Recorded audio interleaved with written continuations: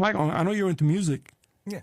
By 1959, Cuba had developed 600 different genres of music.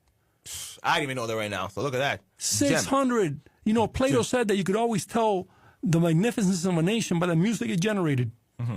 The fineness of the soul of a people. Well, then Cuba must have a very fine soul, because look what we've done in the world in terms of music, in terms of vibration. 600 genres of music, from classical to modern to jazz.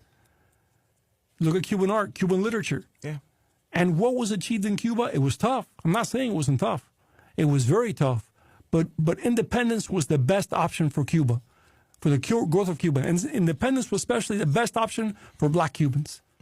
Literacy rates skyrocketed for the black population after independence.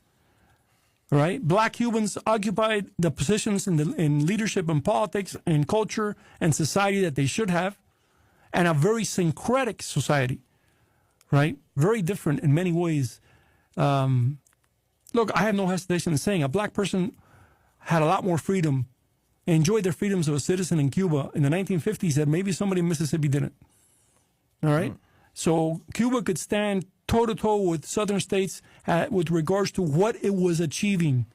What it was achieving in democracy, in literature, in literacy, in medicine before 1959. Well, we had a big issue. We had a big problem, especially after the 1930s, which was that the Army got involved in national politics too many times. At first, the Army did so in the name of social justice. All right? We had a president who was a man of many accomplishments, but also a man who did many bad things. Fulgencio Batista, he was a Cuban mestizo, mulatto. He did great things and he did very bad things, right? But under his helm, the Army became more and more involved in politics. And that was something Cubans wanted to end. They wanted civilians to rule the country, and they wanted free elections where Cubans could choose their leaders. And especially after a coup that took place in 1952, that became a more and more pressing issue and problem. The country was growing economically, the country was growing technologically, but it was lagging politically. So Cubans felt that that difference between their economic, cultural, social growth and their political